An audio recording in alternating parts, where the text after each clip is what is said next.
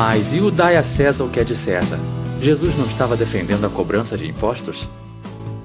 Este é o Visão Libertária, sua fonte de informações descentralizadas e distribuídas.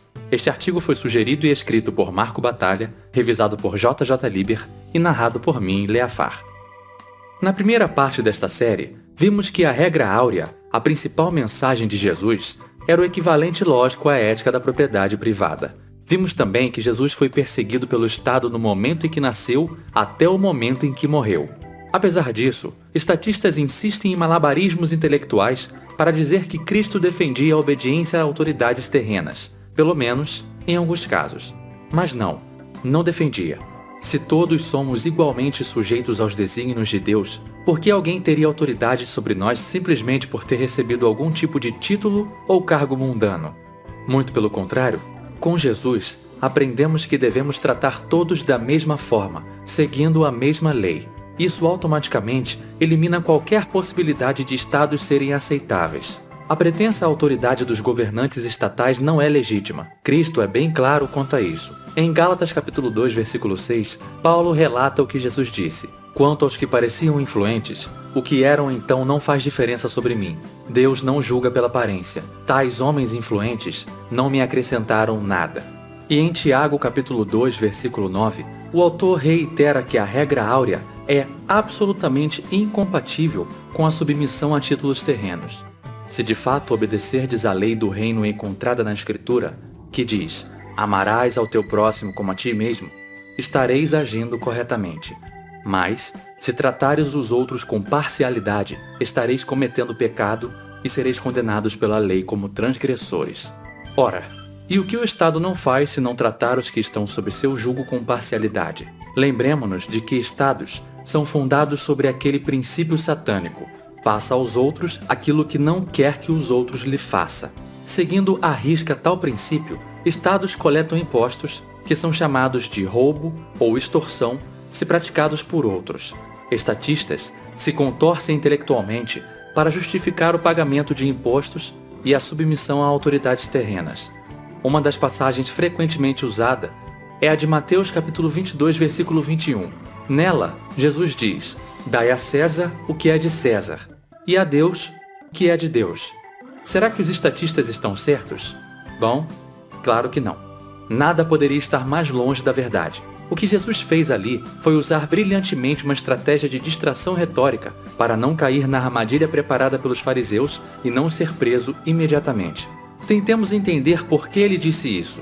Quando os fariseus perguntaram a Jesus se era legítimo ou não pagar tributos a César, eles o fizeram na esperança de que Jesus entrasse num dilema e se desse mal para qualquer que fosse a resposta. Se ele dissesse que era legítimo, cairia em descrédito aos olhos de seus seguidores, pois estaria apoiando a subjugação dos judeus a uma força estrangeira.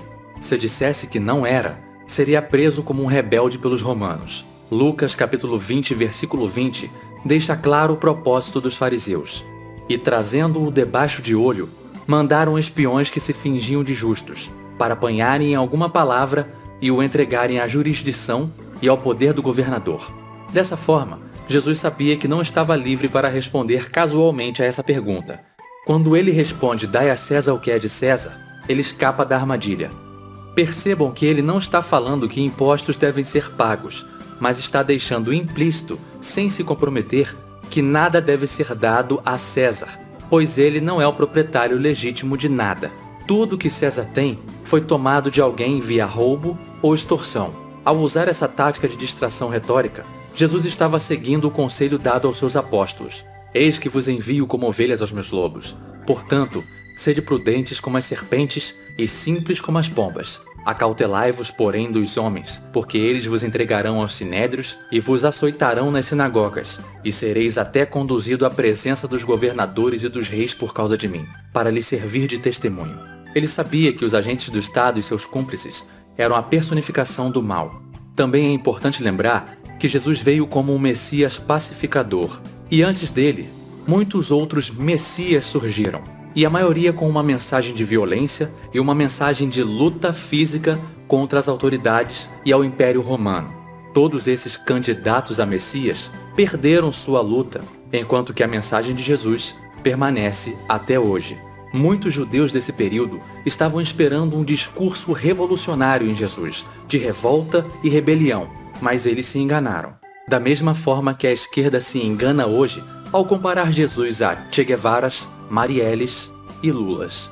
Uma outra demonstração de que Jesus considerava os impostos como algo injusto é dada pela seguinte passagem que fala sobre os publicanos, os cidadãos judeus que eram coletores de impostos. Saindo, Jesus viu um homem chamado Mateus, sentado na alfândega, e disse-lhe: "Siga-me." Mateus levantou-se e o seguiu. Estando Jesus em casa, foram comer com ele e seus discípulos muitos publicanos e pecadores. Vendo isso, os fariseus perguntaram aos discípulos: "Por que vosso mestre come com publicanos e pecadores?" Ouvindo isso, Jesus disse: "Não são os que têm saúde que precisam de médico, mas sim os doentes. Ide e aprendei o que significa isto. Desejo misericórdia e não sacrifícios, pois eu não vim chamar os justos, mas sim os pecadores ao arrependimento." O interessante dessa passagem é que na pergunta, os fariseus separam os publicanos dos pecadores. Já na resposta, Jesus inclui os publicanos no grupo dos pecadores. Essa é a história de como Mateus, um publicano, foi levado ao arrependimento por Jesus. E como isso aconteceu? Quando ele desistiu da sua profissão de coletor de impostos. É a partir daí que Mateus começa a sua jornada com Jesus. Há uma outra passagem que deixa bem claro o quão injusta para Jesus era a profissão de publicano. "Pois se amardes o que vos amam, que recompensa tereis? Não fazem os publicanos também o mesmo? E se saudardes unicamente os vossos irmãos, o que fazeis demais? Não fazem os publicanos também assim?" Ele está usando os coletores de impostos como alguém cuja profissão é injusta, iníqua e perversa. Talvez a passagem mais citada por estatistas para justificar o pagamento de impostos seja Romanos 13, em que Paulo escreve: "Todos devem sujeitar-se às autoridades superiores, porque não há autoridade que não venha de Deus, e as autoridades que existem foram estabelecidas por Ele. Por isso, quem resiste à autoridade, resiste à ordenação de Deus, e os que resistem trarão sobre si mesmos a condenação. Por esta razão, também pagais tributos, porque são ministros de Deus, atendendo sempre a isto mesmo. Portanto, dai a cada um o que deveis: a quem tributo, tributo; a quem imposto, imposto; a quem temor, temor; a quem honra, honra." Será que Paulo está mesmo dizendo para nos submetermos às autoridades terrenas e pagarmos os impostos que nos cobram? Também não. Se prestarem a atenção, perceberão que em nenhum momento Paulo nos diz para nos submetermos ao governo. Ao menos, não a estes governos coercitivos estatais que existem na terra e são operados por homens. Aliás, estaria sendo hipócrita se nos ordenasse a isso, visto que ele mesmo não se submeteu ao Estado. E se tivesse se submetido, não teria ficado vivo para escrever Romanos 13. Quando ainda era conhecido como Saulo de Tarso, Paulo escapou de Damasco ao descobrir que o governo da cidade, sob as ordens do rei Aretas, estava vindo com uma guarnição para prendê-lo e executá-lo. Isso aconteceu logo após sua conversão, na estrada para Damasco. Ao saberem de sua conversão, os judeus em Damasco decidiram matá-lo por o considerarem um traidor. Ele escapou à noite por uma janela na muralha da cidade, graças à ajuda de outros cristãos. Em nenhum de seus escritos posteriores, Paulo menospreza ou se dissocia desse ato claro e consciente de desobediência de um governo coercitivo. Ao contrário, é esse evento que ele cita depois como uma das provas de seu compromisso inabalável a Cristo. Desde sua conversão, Paulo passou o resto da vida rebelando-se contra governos terrenos até, assim como Jesus antes dele, ser executado pelo Império Romano. Nesse caso, por decapitação. Pelas autoridades, Paulo foi preso várias vezes por pregar o Evangelho de Cristo. Pelas autoridades, foi chicoteado em 5 ocasiões, cada uma delas com 39 chibatadas. Pelas autoridades, foi espancado com varas por espalhar a palavra de Jesus. Em nenhum desses casos, Paulo se submeteu às autoridades coercitivas terrenas. Ao contrário, ele os citou como evidência de seu compromisso com Jesus. Ainda se Paulo estivesse de fato dizendo que devemos obedecer a governos coercitivos terrenos, ele sequer poderia ser considerado um cristão, dado que vimos no primeiro vídeo desta série. Será que era esse o caso? Seria Paulo um hipócrita? Estaria ele se contradizendo? Ou essa seria a prova de que a Bíblia é um livro controverso? A resposta a todas essas perguntas é não. Assim como no caso do Dai a César, esse é outro caso engenhoso de distração retórica.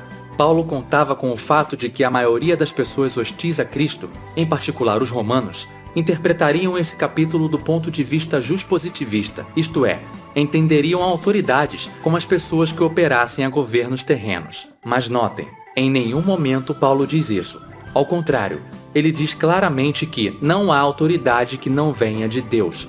Mas por que Paulo usou essa distração em algo direcionado aos cristãos? Porque, assim como no tempo de Jesus, os primeiros cristãos eram uma minoria perseguida e vigiada atentamente por serem considerados uma ameaça. O próprio Paulo escreve: essa questão foi levantada porque alguns falsos irmãos infiltraram-se em nosso meio para espionar a liberdade que temos em Cristo e nos reduzir à escravidão. Não nos submetemos a eles nem por um instante para que a verdade do Evangelho permanecesse convosco.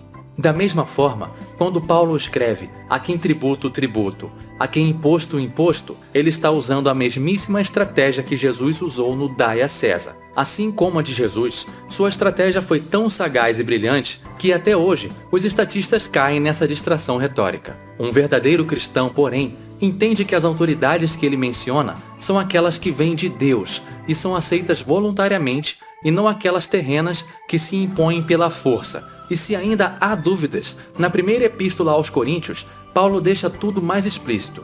Todavia, falamos sabedoria entre os perfeitos, não, porém, a sabedoria deste mundo, nem dos príncipes deste mundo que se aniquilam, mas falamos a sabedoria de Deus, oculta em mistério, que Deus ordenou antes dos séculos para a nossa glória e que nenhum dos príncipes deste mundo conheceu, porque se a conhecessem, nunca crucificariam ao Senhor da glória. E de fato, o próprio Jesus não considerava os governantes terrenos. E é bom lembrar que a maioria dos problemas sociais causados pelo cristianismo foram causados por conta de textos que foram interpretados fora do contexto. O contexto da carta de Paulo aos Romanos é uma mensagem de pacificação e de não revolução aos romanos, a igreja cristã primitiva que estava no terreno de Roma. E de fato, além disso, o próprio Jesus não considerava os governantes terrenos como autoridades verdadeiras. Jesus os chamou e disse: sabeis que aqueles que são considerados governantes das nações as dominam, e as pessoas importantes exercem poder sobre elas. Não será assim entre vós. Ao contrário, quem quiser tornar-se importante entre vós deverá ser servo, e quem quiser ser o primeiro deverá ser escravo de todos, pois nem mesmo o Filho do Homem veio para ser servido, mas para servir e dar a sua vida em resgate por muitos. Ao dizer isso, Jesus estava repreendendo a suposta autoridade dos governantes coercitivos terrenos. Não é porque eles se consideram autoridades e se impõem agressivamente àqueles que estão sob seu jugo que Deus os reconhece como tais. Na verdade, pelo contrário, eles são usurpadores. A Bíblia é bastante direta sobre quem realmente controla os estados, isto é, os governos coercitivos terrenos e a quem os governantes adoram. E o diabo, levando-o a um alto monte, mostrou-lhe no momento de tempo todos os reinos do mundo. E disse-lhe o diabo: dar-te-ei a ti todo este poder e a sua glória, porque a mim me foi entregue e dou-o a quem quero. Portanto, se tu me adorares, tudo será teu. E Jesus, respondendo, disse-lhe: vai-te, Satanás, porque está escrito: adorarás ao Senhor teu Deus e só a ele servirás. Esse diálogo aconteceu no momento em que Satanás fez uma das ofertas a Cristo durante os 40 dias em que ele foi tentado. Mais claro que isso, impossível. Todos os potentados terrenos firmaram um pacto com Satanás, vendendo suas almas em troca de poder na terra, mesmo que eles não saibam. Jesus afirmou 3 vezes que Satanás era o senhor deste mundo, em João 12:31. Agora é o julgamento deste mundo. Agora o senhor deste mundo será expulso. Em João 14:30. Já não lhes falarei muito, pois o príncipe deste mundo está vindo e ele não tem nenhum direito sobre mim. E em João 16, do versículo 8 ao versículo 11. Quando ele vier, convencerá o mundo do pecado, da justiça e do juízo. Do pecado, porque os homens não creem em mim. Da justiça, porque vou para o Pai e vocês não me verão mais. E do juízo, porque o príncipe deste mundo já está condenado. Paulo também deixa isso claro quando escreve: vistam toda a armadura de Deus, para poderem ficar firmes contra as ciladas do diabo, pois a nossa luta não é contra os seres humanos, mas contra os poderes e autoridades, em algumas traduções, os principados e potestades. contra os dominadores deste mundo de trevas. Também no Velho Testamento, isso fica explícito. Por exemplo, no livro de Oséias, Deus diz: "Eles instituíram reis, mas não por mim. Eles fizeram príncipes, mas eu não os conheço." Para perceber o quão literal essas afirmações são, basta olharmos para as milhões de pessoas mortas pelos estados, incluindo civis mortos por razões puramente ideológicas. Ao longo da história, os estados foram o meio mais eficiente e metódico de extermínio. É uma engrenagem diabólica disfarçada de salvadora. Enquanto existirem, estados serão um flagelo da humanidade e a razão de nosso declínio. Jesus vem para nos alertar e mostrar que por meio dele podemos nos libertar. No próximo vídeo, o penúltimo da série, continuaremos mostrando como a mensagem de Jesus é libertária e incompatível com essa potestade do mal chamada Estado. Obrigado por sua audiência. Se gostou deste vídeo, clique no ícone de curtir abaixo e compartilhe o vídeo em sua rede social. Se você deseja ser notificado de outros vídeos, clique em se inscrever e depois no ícone de campainha. Que Deus abençoe a todos. Até a próxima.